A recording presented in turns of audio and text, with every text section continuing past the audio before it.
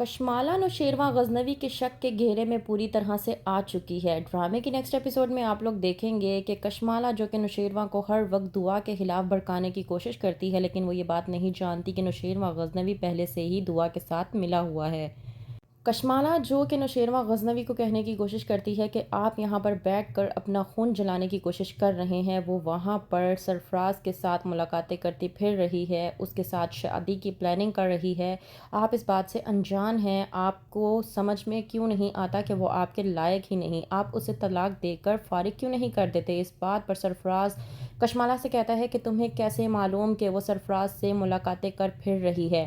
اس بات پر کشمالہ کے پاس کوئی بھی جواب نہیں ہوتا۔ وہیں پر دوسری طرف دعا جو کہ نوشیروان غزنوی کے ساتھ پلاننگ کے تحت جاتی ہے سرفراز سے ملنے کے لیے تاکہ سرفراز اور کشمالہ کے خلاف ثبوت اکٹھے کر سکے۔ کہتی ہے دعا سرفراز سے کہ تم نے آخر کار مجھے یہاں پر ملنے کے لیے کیوں بلوایا؟ وہیں پر سرفراز کہتا ہے دعا سے میں تمہیں صرف اتنا کہنا چاہتا ہوں کہ تم میری زندگی میں واپس آ جاؤ، میں تم سے بے انتہا محبت کرتا ہوں۔ وہیں پر دعا کہتی ہے کہ تم بہت اچھے طریقے سے جانتے ہو کہ میں نوشیروان غزنوی کے نکاح میں ہوں اور اس کے بچے کی ماں بننے والی ہوں، اگر تو تم انتظار کر سکتے ہو تو ٹھیک ہے۔ اس بات پر سرفراز کہتا ہے کہ میں تمہارے لیے انتظار کرنے کے لیے تیار ہوں۔ یہی بات جب فضا کو معلوم ہوتی ہے تو اس سے برداشت نہیں ہوتی، وہ بھڑک اٹھتی ہے دعا پر، اور یہی بات فہمیدہ جب سن لیتی ہے تو وہ دعا پر غصہ نکالنے کی خاطر اس کے منہ پر ایک زوردار تھپڑ رسید کر دیتی ہے۔ اتنا بھی سوچنے کی کوشش نہیں کرتی کہ آخر کار دعا کیا کرنے کی کوشش کر رہی ہے۔ دعا جو کہ پہلے سے ہی فہمیدہ اور فضا کو کہہ چکی ہے کہ وہ ثبوت اکٹھے کرے گی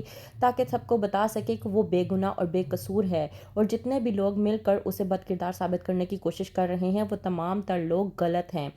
لیکن لوگوں کے نظریے کو وہ روک نہیں سکتی کیونکہ ہر کسی کا اپنا نظریہ ہے سوچنے کا۔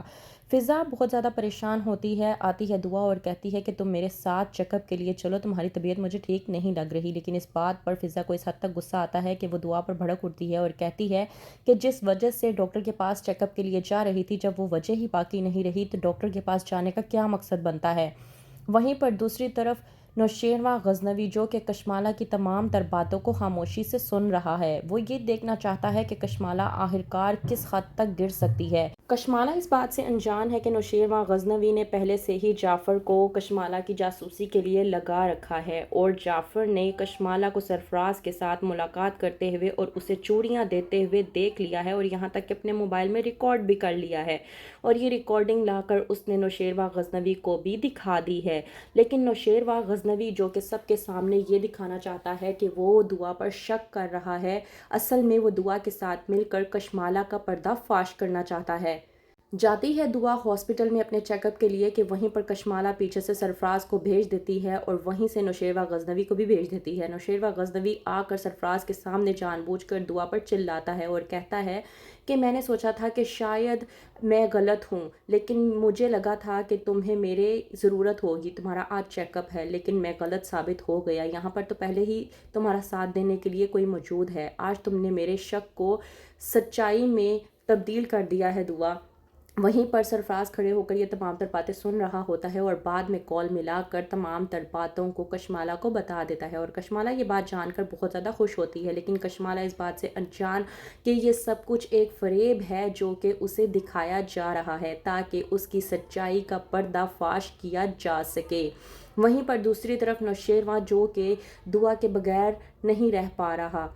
جب آ کر کہتی ہے کشمالہ نوشیروان غزنوی سے کہ تم اسے طلاق دے کر فارغ کیوں نہیں کر دیتے، تو وہیں پر نوشیروان غزنوی کہہ دیتا ہے کہ میرے لیے اتنا آسان نہیں ہے کہ میں دعا کو چھوڑ دوں۔ تو کیا کرے گا نوشیروان غزنوی اور دعا، کس طرح سے سچائی لائیں گے یہ دونوں مل کر کشمالہ اور سرفراز کی، اور کیا سزا ملے گی ان دونوں کو؟ جاننے کے لیے دیکھتے رہیے ڈرامہ سیریل چاند نثار۔